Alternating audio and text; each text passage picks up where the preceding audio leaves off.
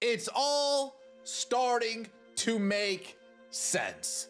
The constant posts, or I've never seen them ask more, I've never seen them demand more, I've never seen them tweet more. When it comes to ticket sales and trying to sell out an arena, I have never seen the Indiana Fever ask more than they are asking now. And I am beginning to... The Indiana Fever are begging. That word is not hyperbole. It is the only accurate description of what is happening right now. The franchise, with the biggest individual ticket draw in women's basketball history, the team that couldn't keep seats available long enough in year one, that watched the secondary market go absolutely nuclear in year two, is now sending tweet after tweet, poll after poll, push notification after push notification, pleading with fans to please buy tickets for a season that hasn't even started yet. Preseason seats priced at $280 are sitting unsold. The home opener against the Dallas Wings has entire sections still available. And the most jarring part? Caitlin Clark is still on this roster, so what happened? How does the most powerful individual ticket driver in women's basketball, a player whose arrival transformed a struggling franchise into the hottest brand in the WNBA, how does her team suddenly struggle to fill its own building? That is the question every sports executive in America should be studying right now. And the answer isn't the economy, it isn't inflation, it isn't the price of airfare or a hotel in Indianapolis. It's something much more specific, much more damaging, and much more preventable. It's organizational betrayal. The Indiana Fever had something impossibly rare, a fan base that was genuinely, emotionally all in, and they burned it down, one decision at a time. If you've been watching this situation develop and feeling like something is fundamentally broken inside that organization, you're not wrong. Hit the like button and stay with us, because what we're unpacking today goes deeper than ticket sales numbers. This is a case study in how fast a franchise can destroy what took years to build, and what it means for the future of the entire WNBA growth era. Let's start with the numbers, because the numbers are damning. In year one of the Caitlin Clark era, Indiana Fever tickets sold out in minutes, not hours, minutes. The secondary market entered a frenzy that hadn't been seen in women's professional basketball before. People were paying multiples of face value just to get through the turnstile. Year two was nearly identical. You couldn't find a seat at a reasonable price. Demand so dramatically outpaced supply that scalpers were operating at a level usually reserved for playoff runs and championship events. The Fever had the most sought-after seats in the league in any conference for any game. That was the Caitlin Clark effect in its full, unfiltered expression, a force that didn't just move tickets, but reshaped the economic possibilities of the entire sport. It lets us all know tickets are moving a little slowly for the Indiana Fever. When you compare it to the first year, flew off the shelves. When you compare it to the second year, hashtag now you know, flew off the shelves. They couldn't keep them long enough. Now, we are a week away from preseason. A lot of tickets available. We are about 2 weeks away from the regular season. A lot of tickets available. Not only are they available, but the Indiana Fever, these tickets are high. Like, I wouldn't spend that much money on tickets. Now compare that to where we sit today. Upper deck seats for the home opener are listed above $100 and they're sitting there. Middle sections are running $300 to $400 seats directly behind the bench are priced at $700 to $900. Those are NBA prices. Those are big market premium franchise numbers being charged by an organization that finished 10-34 after their franchise player went down with an injury last season. And then there are the preseason tickets, glorified scrimmages where coaches are testing lineups and starters or playing limited minutes, and the Fever are charging $100 to $280 for those. Fans looked at that pricing structure and made a very rational decision. They said no. Now, the organization and their defenders will reach for the economy argument. Inflation is real, cost of living increases have squeezed household budgets across the country. A round-trip flight, a night or two at an Indianapolis hotel, and 4 tickets is a meaningful financial commitment for any family in this environment. All of that is true, and it would be intellectually dishonest to pretend economic pressure plays zero role in discretionary entertainment spending. But here's the problem with using the economy as the primary explanation. The economy was also rough last year. Inflation was still a major national conversation. Costs were elevated when fans were lining up to pay those same premium prices without a second thought. So if economic conditions haven't dramatically worsened since last year's sellouts, the economy doesn't explain a swing of this magnitude. Something else changed, and when you look honestly at what that something is, it points directly back to decisions made by the Indiana Fever organization. Trust is a currency. In sports, in business, in any exchange where you're asking someone to hand over real money for a promised experience, trust is what closes the deal. It's built slowly, through consistent, reliable delivery of what was promised, and it's destroyed quickly, sometimes irreparably, by a single season of feeling used. The Indiana Fever spent last season systematically spending down their trust account, making withdrawal after withdrawal without ever making a deposit. The collapse in ticket demand you're seeing right now is not bad luck. It is the direct, predictable, and entirely preventable consequence of treating your most committed fans like they didn't matter, and then expressing surprise when they stopped showing up. Let's walk through exactly how this trust was broken, because the sequence matters enormously. It didn't happen in one explosive moment that could be dismissed as a one-off mistake. It was a slow accumulation of decisions, each one chipping away at the confidence fans had that this organization would deliver on the Caitlin Clark promise. The injury situation last season was the first and most structurally damaging blow. When Clark went down with her groin injury, the Fever's communication strategy was incoherent at best and manipulative at worst. She was listed as day-to-day, then day-to-day again. ESPN circled August 12th as the projected return date. Then she became a game-time decision. Then, after practice, Coach Stephanie White confirmed Clark hadn't even been practicing, and suddenly the game-time decision became out indefinitely. The goalposts moved repeatedly, and fans who had been tracking these updates carefully, planning trips, booking hotels, arranging time off work, they couldn't get a straight answer from the organization about whether their financial investment was going to pay off. And these were not casual observers streaming games from a couch. These were the most invested fans in women's basketball. People who flew to Indianapolis from multiple states away, who booked hotels across the street from the arena specifically to be close to the action, who took their families to game after game during an economically tight stretch, because experiencing Caitlin Clark live was worth the sacrifice. These were the exact fans who built the Fever's sellout reputation, and the organization dangled Clark's imminent return in front of them like a marketing tool to sustain ticket interest, then pulled it back. After the money was already collected and in the account, the organizational pattern repeated throughout the back half of the season. A signal that Clark was close to returning would surface. Tickets for upcoming games would move. Then the timeline would shift again, another vague day-to-day designation, another "she needs a couple more weeks." Another statement carefully worded to give fans just enough hope to stay engaged without actually committing to anything concrete.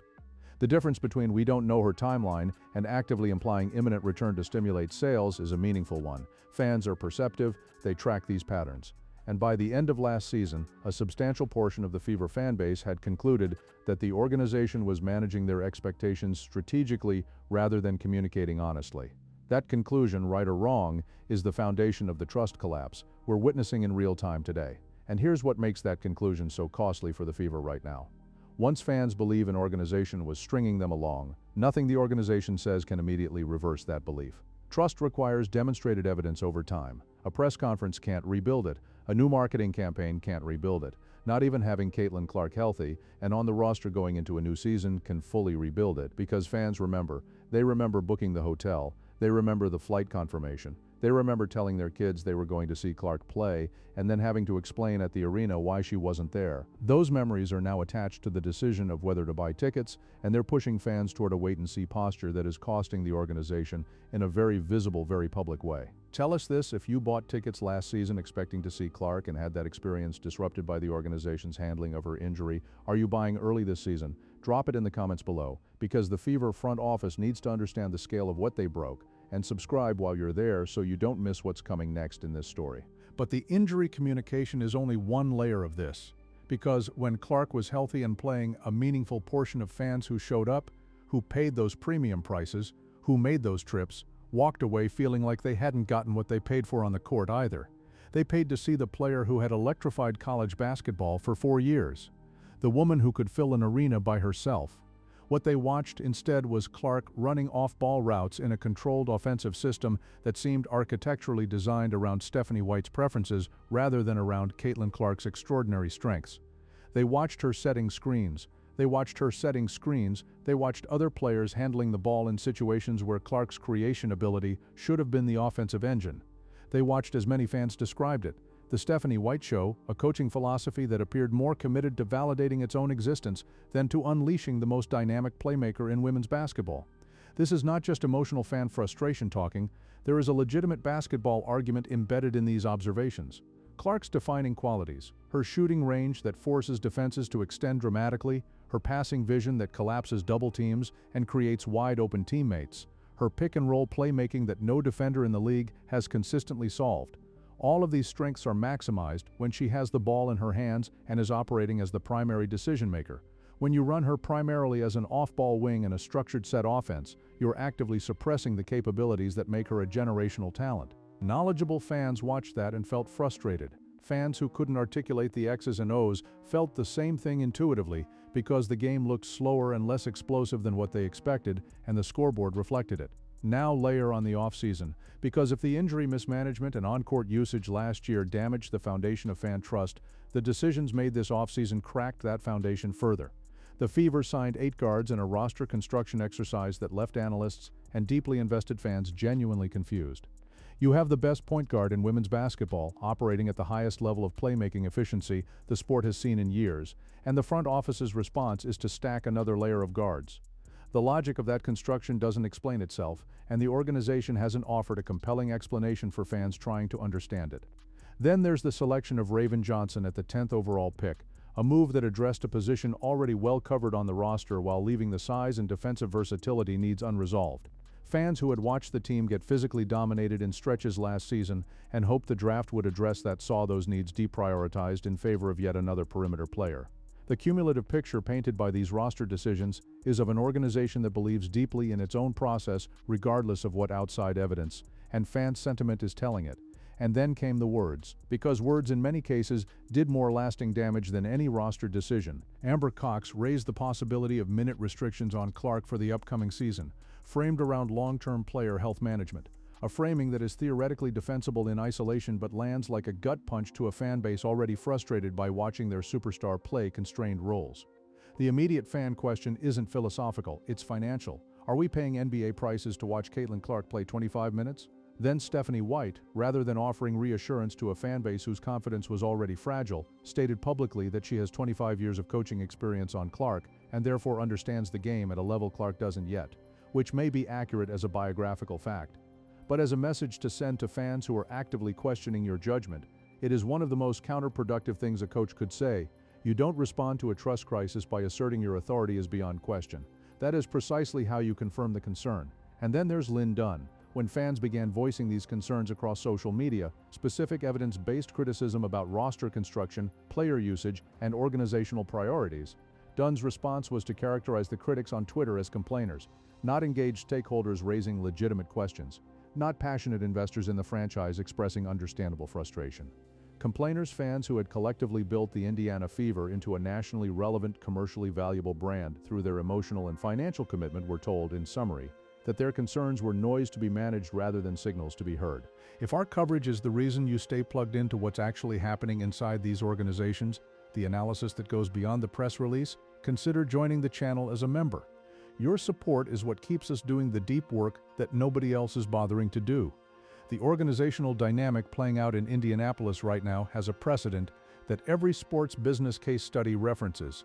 When Steve Cohen publicly criticized New York Mets fans for not spending generously enough at the stadium, the fan base did not respond by spending more. They responded by spending less. Attendance declined.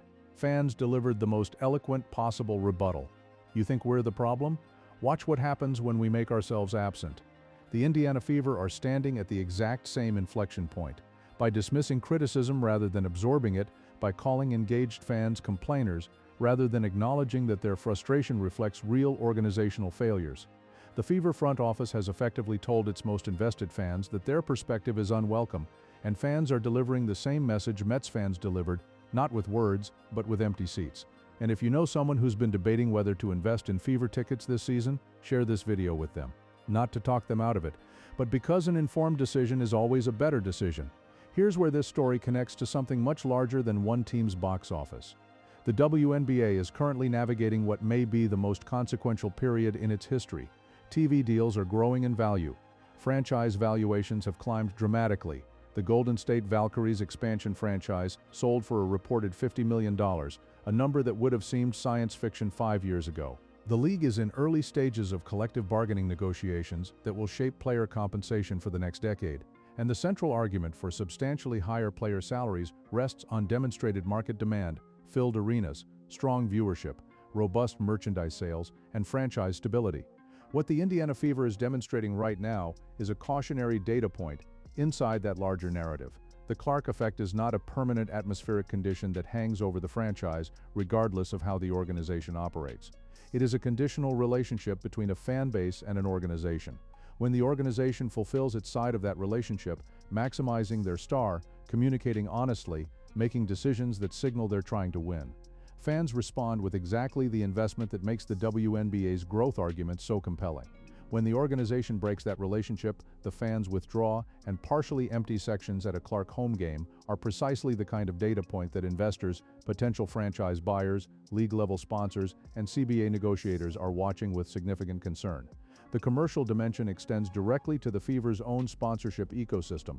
Companies that partner with the Indiana Fever are paying for the association with Caitlin Clark's audience reach and the visibility that comes from playing in a sold-out arena. When sections are empty, the conversion data those sponsors use to justify their investment begins to look different. When fans are publicly declaring a wait-and-see approach, the audience engagement metrics that brands rely on start to fluctuate. The Fever are not just leaving ticket revenue on the table, they are potentially weakening the commercial infrastructure that Clark's arrival was supposed to fortify for the long term. What needs to happen now is neither complicated nor mysterious. Let Caitlin Clark play.